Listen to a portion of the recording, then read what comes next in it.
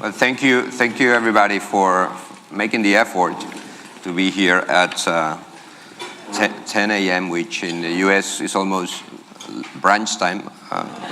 And here, most of the 27 students are still sleeping, obviously. We were waiting for my son, and when we woke up, he was not in the room. So when I emailed him, he's in the Intercontinental. I think that's where they are. Anyway, I know, unlike Wellesley, Madrid is not a dry town, so I know you made the effort after a long night last night, so thank you again for being here. You know, it's Marathon Day, I don't need to remind you. It's also Earth Day, which is, I think it was a coincidence. I don't think we planned Kerry to do this on Earth Day, but today is Earth Day, so we wanted to do something special on Earth Day, and I will explain why Pepe is the right person. But first of all, as a Babson parent, who lives in the States, in New York, but is from Spain and from Madrid, I want to thank you, Babson, Kerry, and Kim, for the fantastic job. And first of all, for choosing Spain for this event within Europe, and for choosing Madrid. And Pepe is from Barcelona, but I'm from Madrid. So congratulations for the 5-0 last night. But I'm happy that you picked Madrid because it's a wonderful city. So with that, Pepe is, we were talking yesterday and the day before, and of course you talk all the time about family business and family entrepreneurs. He belongs to the 21st generation of a family business. So,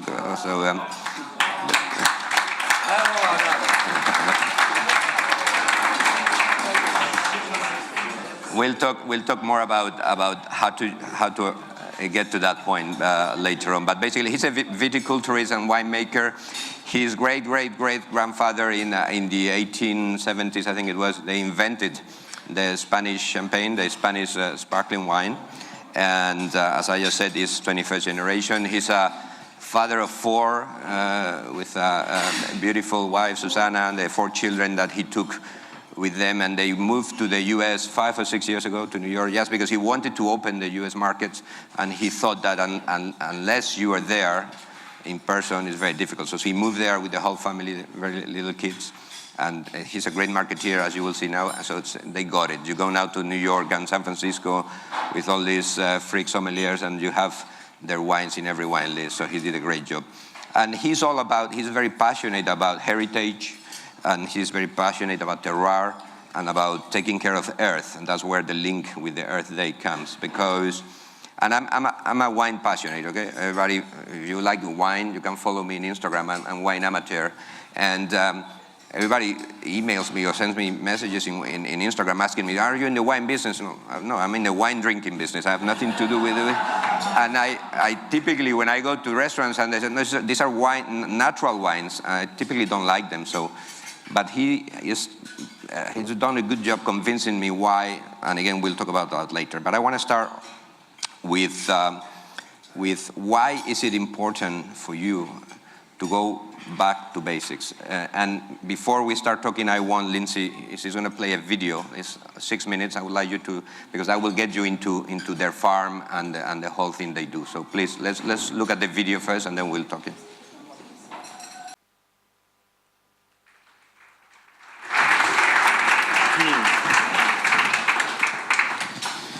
Okay, so that's Raventós Blanc, and as I just said, Pepe is all about terroir and heritage and taking care of the land. We put the title of the talk, I think, is the importance of going back to basics, or back to the past. Why is that so important, Pepe? Well, can you hear me? Yes. Good morning, everybody. Thank you for inviting us, Ángel. Thank you very much. This is a beautiful way to start a Sunday for a Catalan in Madrid after the 5-0 last night. But first of all, when Ángel invited me to speak in front of such smart community of entrepreneurs and alumni, I say, Ángel, I am just a simple farmer. What I'm going to tell all you know.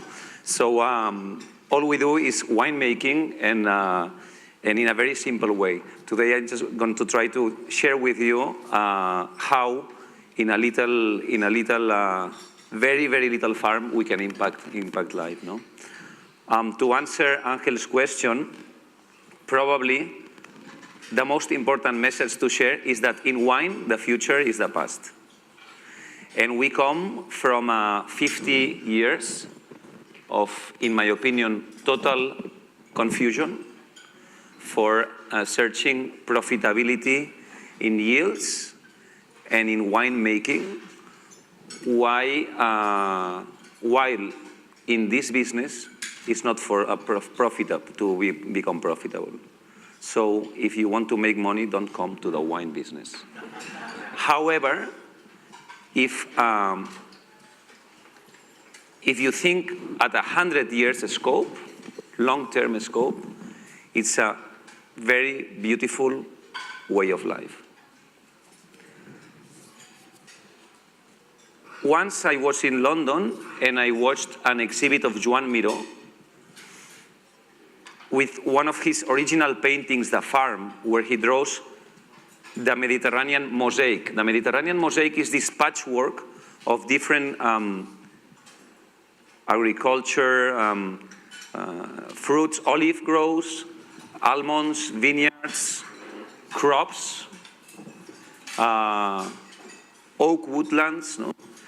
Extremely rich and important for biodiversity and for sustainability. And when I saw this painting, I realized that this was the path I wanted to continue.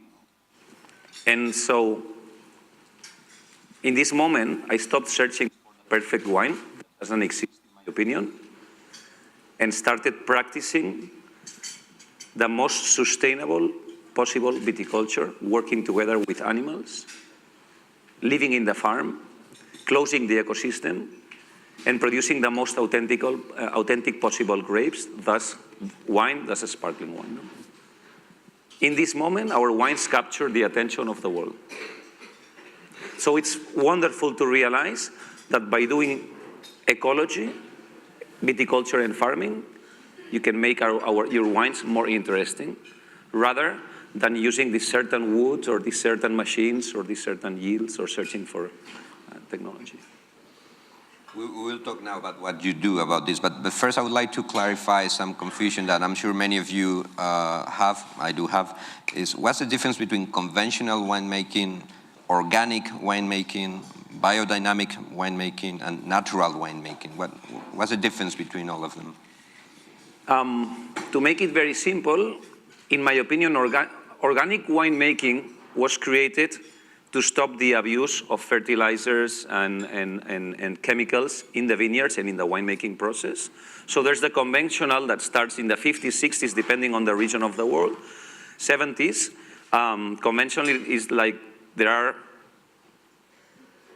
let's say, no rules other than yields and profitability. You can use chemicals, you can use fertilizers, you can use systemic products that penetrate the plant, so they are stronger. Then organic is the first step where, by law, you regulate the use or the abuse of these chemicals. And you need to be, it's organic or ecologic. In Europe, we use more ecologic, certified for that. Biodynamic, in my opinion, is a step further, where you use the organic certifications, but you follow the mastery of Rudolf Steiner and of previous scientifics and winemakers like Plinio el Viejo during the Greek period, where you integrate the work of animals, the homeopathy into the plants, take into account the forces of the planets and the moon when you cultivate, and so forth. So it's a step above where really there's more energy and more authenticity in the winemaking. And last, there is the natural winemaking, which is becoming the most trendy of all the winemakings, where basically you recuperate the original winemaking of 6,000 years ago, where you don't add any enological product, neither to the vines or to the cellar. But this one is not certified, so by natural is something that in the wine geek world we understand by not using anything, but we cannot consider it a step above. It's like another current. Am I making sense? Yeah, so I realize I'm not trendy enough, because at the natural wines I'm I'm not there yet, maybe 10 years from now. But it's very interesting, and I understand more the difference now. Yeah. Before we pass on to the next question, I want to encourage everybody to try to discover the, of course, organic and biodynamic, but also the natural wine world. It's true that it's a little trendy, and like trends, there's a lot of terrible natural wine out there. But when you find a well-made and preserved natural wine, it's like, for me as a winemaker, it's incredible. It's a way to show origin and nature without chemicals, without additives. It's like climbing Mount Everest without oxygen. Yeah? I don't know if that's the right I like that. That's probably why I don't want to drink natural wines. So what do you do, both at a micro level and at a macro level, to protect the earth in your day-to-day, in the land, in the cellar? Tell us examples so we know what's the difference and what impact does it have on the earth? Because we only have one earth, and we want to make sure that it's still here for our... Okay. To make it less boring, I'll start with a macro level, very, very short. Macro level, more province, county, regional level. We are working together, not only with my friend Telmo at a Spanish level, but in this case, in a more Penedès wine growing area, to block the area from industrial development and from population growth. Say to create like a central park as in Manhattan, but in the Catalan metropolitan area. It's like a green bubble, no? And this we call a Parque Natural Productivo. It's a productive natural park. So imagine an American national park that doesn't cost money to the citizens because it's productive.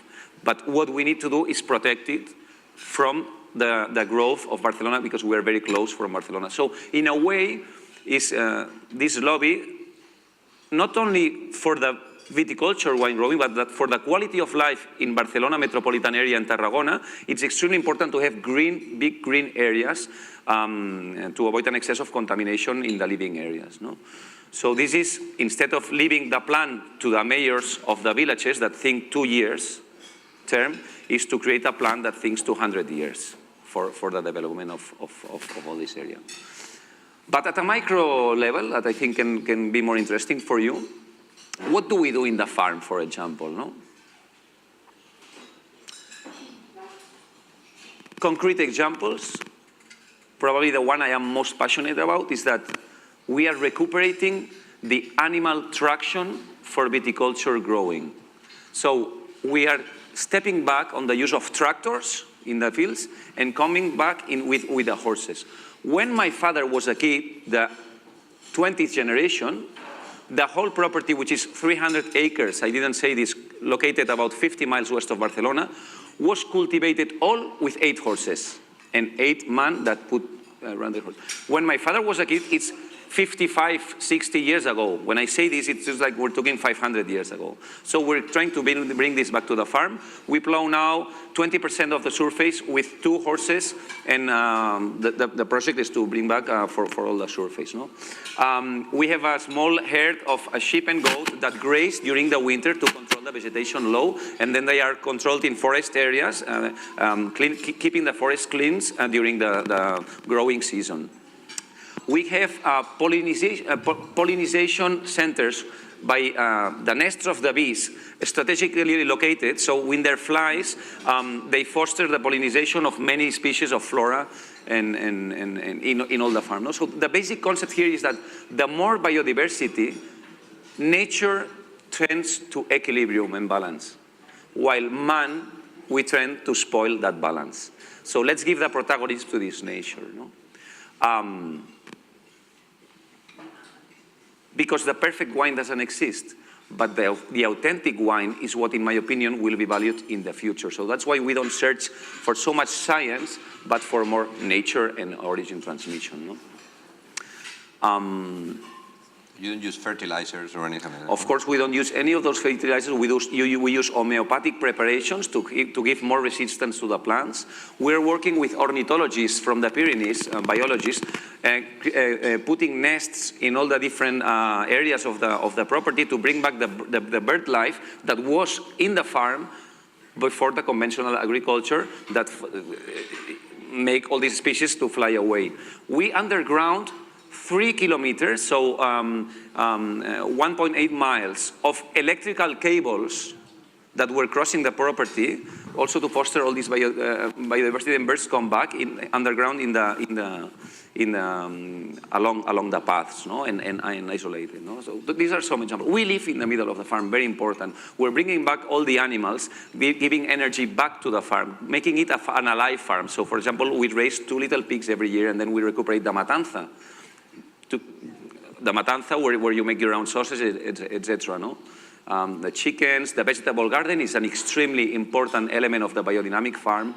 The generating of the compost with the animals that live in the farm, they graze, and with their excrements, we create the compost that will support the more poor plants, the plants that suffer more. So what more authentic grape coming from this plant that is supported by the compost that is developed after the putrefaction of the excrements of the animals that are grazing in the middle of those farms. Am I making sense here? So really trying to close the circle and trying to close what's called trophic chains in the property. Excellent. And in Spain, you are renowned as the top quality producer of sparkling wine, right? And we'll talk later about cava. But when you go out of Spain, when you go, and as I said before, you went to live to the US for 5 years with your family, but when you try to go to wherever, I'm not going to say France because they have champagne and they don't drink anything else, but when you try to export, what is the main challenge to fight or to compete with champagne? Well, first of all, in Spain, we are respected for what we do, and we are one of the most interesting sparkling wines, but not the only one. But yes, it's challenging but exciting to rival champagne and convince to the world and all of you that if you want to drink terroir, you should try Conca da Noia and what we're pursuing in Penedès. And if you want to drink real estate, you can drink champagne. In the wine world, you can choose great red wines from many different regions. La Rioja, we have Telmo, an amazing producer right there from La Rioja. Thank you for coming, Telmo. A great Nebbiolo from the northern Italy, or a Pinot Noir from Burgundy, or a Cabernet from Napa. Not better or worse, just they compete at the same level, but with differences because they all are very authentic. No? When we go into the sparkling wine world, it's all about champagne. And I think this is a myth that needs to be broken sooner than later. Champagne has made the best sparkling wines in the world, yes. Is it the best region? No, it's just a great region. A great region that worked together with such success that now an hectare costs more than $1 million. And I know it because I wanted to make champagne. I have a lot of friends there. I travel a lot. I drink them all, with especially the grower champagnes. And when I realized I need to pay more than $1 million per hectare, it has become a real estate business. The plants are making 15,000 kilos per hectare year after year. The soil is struggled and tired. There is no biodiversity. So we're really competing by moving to another direction, by creating this life in the fields and this authenticity in the wine growing, and really trying to understand better our origin, our soils, our terroir. Only one technical boring thing. To understand the wines of our region, and I think of any region, is extremely important to go in geology.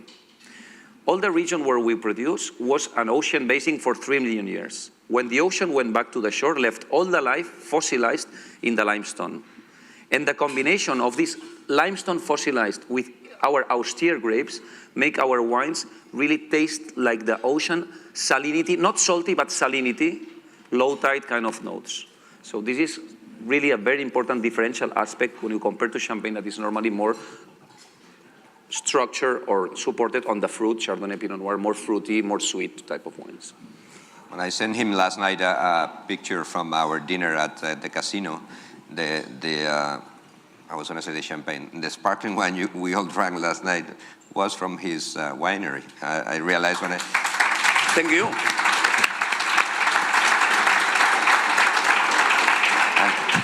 So I sent him a picture, and he said, "Thank you for the support." And it was a pure coincidence. We didn't do it like that. It was a catering of the place.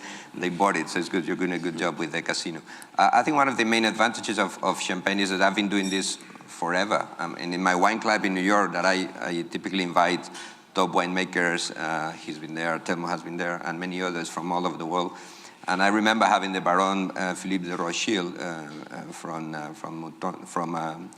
Rothschild, from Chateau Lafite, and he's a great man. And he told me, listen, making a wine is easy. It's not a big deal. The only little problem is the first 150 years, but after that, it comes. So that's the main advantage that Champagne has, and that you have to fight now. And of course, you need 150 years. And one of the actions you did a few years ago with your dad in the cava, the main sparkling wine in Spain is regulated under the DO, the Denominación de Origen of Cava. And this man here took the risky decision as an entrepreneur to exit that DO a few years ago. Tell us why, and are you happy with that decision? Because I lived in America, and then I learned to think big. We moved to New York in 2011 to create this distribution network in North America and also in Latin America a little bit. And the distance gives you perspective, right? And in America, I learned that you need really to think big, no? And also one thing that I learned, in probably most of you come from the United States, is, what do you say? Don't hate the players, change the game, right? So I realized that what we were doing at Champagne level, with the Cava label, although Cava was invented in my family, was not matching, no? So we really needed to work to change the game. And while spending all your life complaining about your neighbors and the Cava didn't work, changing the game really, really worked. So we are creating a new appellation, like the Pouligny Montrachet in Burgundy, so the Pouligny of Spanish sparkling wine called Conca da Noia, and under the most strong winemaking requisites for any sparkling wine region on earth. Every bottle is vintage dated, everything is minimum 18 months on the lease, biodynamic farm, so I don't want to bore you with the requisites, but like really, really, really high end. For now, we are alone. It's a very interesting moment. A lot of revolution is happening in the area, and I really hope that in 20 years from now, it's going to be a legal appellation, and we're going to be 30 or 40 producers working with the same requisites and really making the area attractive, totally aligned with the idea of the Parque Natural Productivo, so really protecting the landscape and everything, right? And something we've been speaking in the last 2 days about family businesses and how difficult it is to go more than 2 generations, actually. The 3rd generation is an issue typically, and you are the 21st. So I'm very interested to understand how you got there. And you explained me before this system that you have, which is fascinating. I don't know if it's fair or not, but that's not for me to decide. But can you explain us, how do you have that family protocol? How does it work? This is a very complicated issue, eh? Honestly and frankly, I think there are no rules for that, and it's probably the most complicated issue of family businesses. Ours is a very, very small business. I don't think it can serve as an example, but just to share with you, it's not even a written protocol, but it's the agriculture Catalan tradition that the eldest male inherit the property, and the others needed to go find their life outside, no? And most of the times, the eldest male wasn't the smartest, and the farm would go bankrupt. And one of the guys that would go away would bring them all the money that because they were smarter, the money they would earn back to the farm to save the farm's name, because he would love the farm as much as the eldest, and he wanted the farm not to change the name, no? Being that said, it's true that this tradition has enabled the Catalan farms to have a significant size and take advantage of the economies of scale that in other regions make the farms really not profitable, no? And this tradition has enabled us to keep together our 350 acres over 21 generations, at least, where we have these documents from the 1400s, no? But if you ask me for the future, we have 3 daughters and a son, and I have no idea what is going to happen. And the son is the youngest. And the son is the youngest. Okay, I don't have any other question, but I would like the audience to ask anything if you want, if you're curious about it. Yes, please. Is there a mic going? No? Okay, I'll just stand up. Because you mentioned how you have this interaction of trophic levels within your farms now. Do you think that could be replicated across other industries, maybe other kinds of wine? Would you be willing to maybe bring your process and like put it into practice elsewhere? Again, so if this example of taking all the trophic chains, no, in wine is applicable in other industries, you mean, or in other wineries? Maybe beginning with other wines, but yeah, then other industries as well. I'm just a simple farmer and a winemaker. I hope that this example Well, you gotta think big, right? inspires other winemakers, as I have been inspired by traditional farmers from Catalonia or Mallorca and bringing their examples back to our farm. And I think, I really believe in the individual example that then inspires other individuals' example, and this is a chain that can really change the protection of the area. And I am sure that this can apply in many other industries, no matter what you produce. No? First of all, thank you so much for being here with us this morning, and thank you for arranging this incredible conversation. I'm wondering how you're thinking about climate change and how that might impact your winery or your practices or the taste of your wine. Yes, we have definitely seen a change in the climate patterns in our farm. We are harvesting about 10 days earlier than my grandfather. And this is something that worries us. Every once in a while, we have a cold year that gives us hope, like, for example, 2018 or 2013 or 2017. But in our scale of priorities, we are working more in protecting the landscape to avoid industrial and population development from Barcelona to keep the green area that I am sure it will affect the benefits of climate change for the area, no? Keeping big green zones, etc. But we are not thinking of changing the farm to another place, like some people do, because we really believe in origin, and we're very linked to this little origin. We are not thinking in irrigation, because we think that one of the most beautiful things of wine is the weather pattern of that vintage that defines the characteristics of that year. And by irrigation, you're taking away one of the most important, that is the pluviometry, no? The rainfall. Really, we have other priorities into consideration. So the answer is yes, we have seen threats. It's something that concerns us for the long term, but we're working on another scale of priorities. To understand also why it's not in our first, like we're going to move, I don't know, to the north of Germany or something. A vine is like an olive tree. It belongs to the Mediterranean agriculture historical patchwork, needs 300 liters of rain per square meter, well spread through the year, and loves to live in very poor zones. In Spain, where it was good earth, good terroir, we would plant cereal crops. And where it was so poor that the crop would not live, we would plant the vineyards, because first was the hunger and then the thirst, right? We have 550 liters per square meter of average in our region, so we still have a 250 gap to really concern.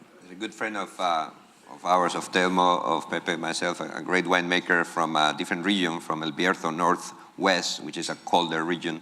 And Raul always tells me there's no good or bad vintages. There are vintages where you produce more or less wine.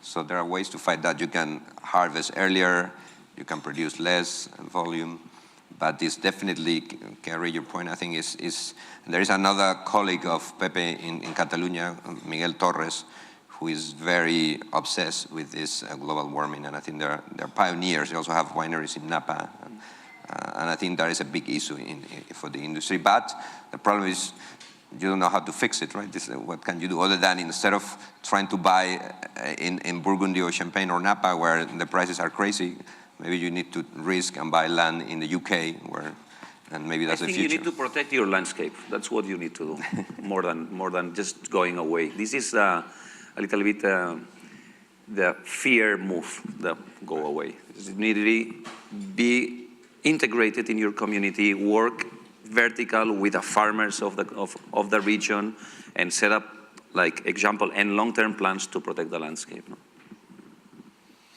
Any other question? Not exactly about wine. You say you have two daughters. I'm thinking about property for the babies. Are you thinking about that? Women empowering women and giving the opportunity to the lady be the head of the winery? I love this question. I love all of them, but of course the daughters are the best, no?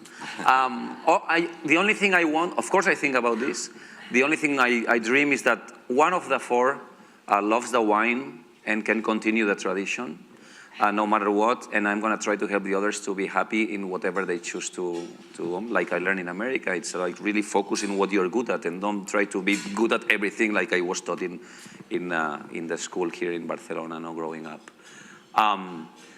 We are developing another beautiful project for natural winemaking in the highest hills of the Penedès, just in case there are two that show interest for wine. And if not, maybe we can sell it to Robert Mondavi Group and come to live in the Caribbean to retire. Well, I have to say, I asked him before about this, and he told me, now that Susana, his wife, is not listening, that if he passes away tomorrow in one of these fancy helicopter skiing that he loves to do, I can't afford them anymore. he would pick as the heir at the Lereu. One of his wines is called Lereu. His oldest daughter. So there you go, the answer. Let's hope this doesn't happen, though, right? No. Okay. Any other question before we go shopping? Let's go shopping. That's Okay. much more fun. Thank you very much.